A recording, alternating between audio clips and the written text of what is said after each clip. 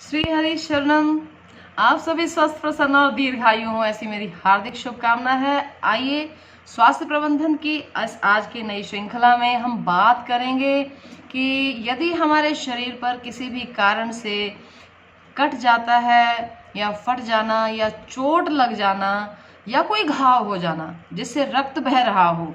जी हाँ, बच्चे जो है जब सड़क पर खेलने के लिए निकलते हैं, साइकिलिंग करते हैं, दौड़ कूद उछल कूद जब करते हैं तो कहीं ना कहीं गिरना और चोट लगना ये एक बड़ी स्वाभाविक प्रक्रिया हो जाता है। हम लोग अपना बचपन याद करें तो जब खेलने का काम आता था तो उसमें चोट लगना एक अनिवार्य विषय था जैसे।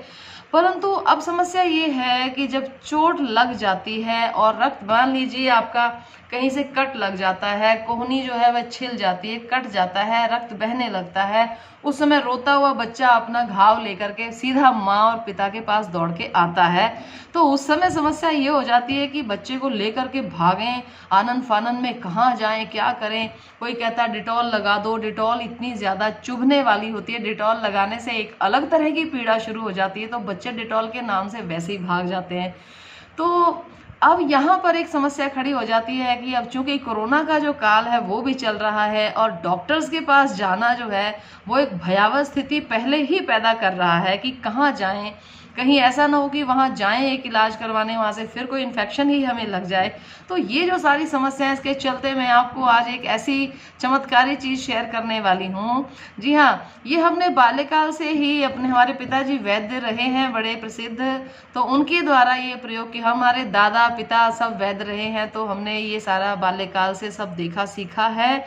इसलिए जिस चीज़ का हजारों बार प्रयोग होते हुए देखा है और जो टाइम टेस्टेड है और जो प्राचीन काल से चली आ रही विधाएं हैं वो मैं यहाँ आपके साथ कुछ बातें ज़रूर शेयर कर देती हूँ, क्योंकि किसी के यदि काम आ जाए, स्वास्थ्य ठीक हो जाए तो बहुत ही अच्छा है। इससे बड़ी और क्या बात हो सकती है। तो आइए आज हम बात करेंगे चोट लगना, कटना, फटना, घाव हो जाना और फिर उस घाव का पकना, घाव जो है वो सूखता नहीं है, ये बड़ी समस्या। अभी पीछे मुझे एक महिला मिली थी तो उन्होंने कहा कि उनके पाँव पर शायद कुछ काट गया था, कोई मच्छर था, तो उन्होंने खारिश करी, उससे वो घाव धीरे धीरे बढ़ने लगा, इतना बड़ा घाव हो गया, 15 दिन 20 दिन हो गए, घाव सूख ही नहीं रहा था।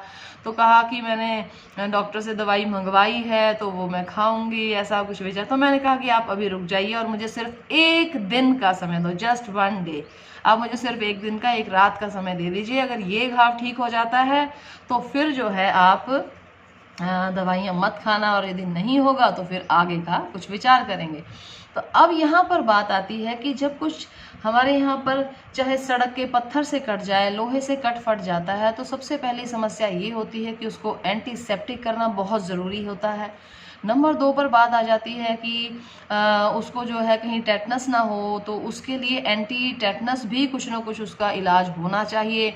तो यहाँ हमारे यहाँ क्या होता है कि एक फिटकरी नाम की एक ऐसी चीज़ है जिसको संस्कृत में कहा जाता है स्फटिक। तो फिटकरी जो है आमतौर पर जो लोग जो दाढ़ी बनाने का काम करते हैं और ब्लेड के साथ करते हैं शेविंग, तो जरा सा कट जाता है तो वो फिटकरी का एक टुकड़ा रखते हैं, उसको मलने से वह ब्लीडिंग तुरंत रुक जाती है। जी हाँ, ये केवल ब्लीडिंग को रोकने के लिए नहीं होता, फिटकरी के अंदर बहुत सारी मेडिसिनल क्वालिटीज़ हैं। परंतु फिटकरी को और ज़्यादा पावरफुल कैसे बनाया जाए ये बात मैं आज आपके साथ शेयर करने वाली हूँ। जी हाँ, मैं आपको सिखाऊंगी आज बनाना स्फटिक की भस्म। तो स्फटिक की जो भस्म है वो कैसे बनाई जाती है, तो बड़ा सरल तरीका है। आपको छोटा सा इतना टुकड़ा एक फिटकरी का लेना है और यदि आप इसको बना करके डिब्बे में बंद करके अपने घर में रखेंगे तो आप हमेशा निश्चिंत रहिए। बच्चे को चोट लगती है, कोई घबराने की बात नहीं है, बच्चा आपके पास आएगा तो आप इसका प्रयोग करेंगे और बच्चा भी जानता है कि मेरे घर में मेडिसिन इसके लिए है। तो आपको क्या करना है कि फिटकरी आप 50 या 100 ग्राम जितना आप बनाना चाहें उतनी लेकर के, और फिटकरी को आप किसी भी कूटने वाले किसी ऐसे यंत्र में डालें। पुराने काल में वो जो है कुंडी बोला जाता था उसको, पत्थर की एक होती है तो उसके अंदर, या खरल है उसके अंदर उस पत्थर की चोट लगा करके उसका बिल्कुल पाउडर आप बना लीजिए, या फिर एक कपड़े के अंदर डाल के और कपड़े को आप किसी भी पत्थर को लेकर उसके साथ कूट देंगे, वो सारा पाउडर जो है उस कपड़े के अंदर आपके पास अवेलेबल होगा। अब आपको करना है कि आपको गैस के ऊपर एक लोहे का तवा रखना है। लोहे का तवा या लोहे की कढ़ाई लेकर के वो सारा फिटकरी का जो पाउडर है वो आप उस पर डालें और तवे के नीचे आप आंच को जला दें।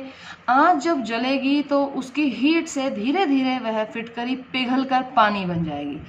पहली प्रक्रिया में वो बनेगी पानी। उसको चलाने के लिए आपको जो भी हैंडल का यूज करना है वो लोहे का ही होना चाहिए, या तो लोहे की कड़छी हो या फिर लोहे का चम्मच हो, और यदि ये सब चीजें ना हो तो फिर आप एक लकड़ी का प्रयोग इसमें कर सकते हैं। तो लकड़ी के हैंडल से आप उसको चलाते रहें। अब आप देखोगे कि एक बिल्कुल डिफरेंट टाइप की जो है वहाँ एक्टिविटी होनी शुरू हो जाएगी।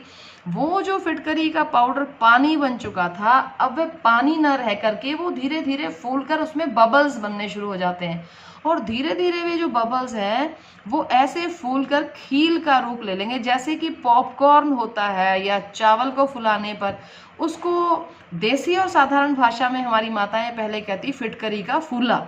जी हाँ, ये घर घर में माताएं बनाती रही हैं, परंतु आजकल लोग भूल चुके हैं, इसलिए मुझे पुनः स्मरण कराना पड़ रहा है। तो फिटकरी का वो जो पानी था, फिटकरी का पाउडर पानी बना, पानी के पश्चात वो फूल करके ऐसे पतासे की तरह फूल जाएगा और बिल्कुल फ्लफी, बिल्कुल सॉफ्ट होगा वो। तो सारा का सारा पानी जो है वो फूल करके इस तरह से बड़ा बड़ा आकार ले लेगा और जैसे गोल गोल गोल गोल पॉपकॉर्न की तरह वो फूला बन जाएगा। तो आपको उसे तब तक पकाते रहना है, उसके जलने की कोई खास संभावना नहीं होती है। आपको उसको तब तक जो है फुलाते रहें जब तक कि सारा का सारा ना पक जाए, क्योंकि कच्ची फिटकरी हमें नहीं रखनी है। फिटकरी को हमें पूरी तरह से पका देना है, वह उसकी भस्म तैयार हो जाएगी। और जब पानी बिल्कुल खत्म हो जाए और सारा का सारा फूल करके पक जाए तो उस समय आप गैस को बंद करेंगे और फिर उस सारे को वापस से खरल में ट्रांसफर करेंगे। अब आपको खरल बहुत ज़रूरी है, पत्थर की कुंडी या खरल होना चाहिए। उसमें डाल के आपको उसको बिल्कुल पाउडर बना करके और फिर उसको या तो छान लें एक बार, या अच्छा पाउडर बन गया तो ऐसे ही एक डिब्बी में भर के रखें, उसके ऊपर लिख दें स्फटिक भस्म।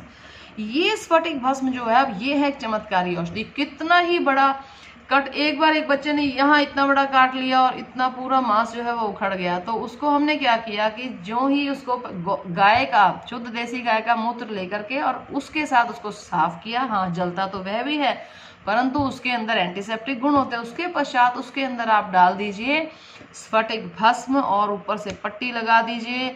अगली सुबह जब वह जख्म खोल करके देखा गया तो जी हाँ, कोई टांका लगाने की जरूरत नहीं पड़ी, वह अपने आप नेचुरल तरीके से जुड़ चुका था। कोई एंटीसेप्टिक लगाने की एक्स्ट्रा जरूरत नहीं पड़ती है। स्फटिक भस्म जो है वो बहुत जबरदस्त एंटीसेप्टिक का काम करती है और वो जख्म को भरने का भी काम करती है। बहुत जल्दी जख्म को वो सुखा देती है।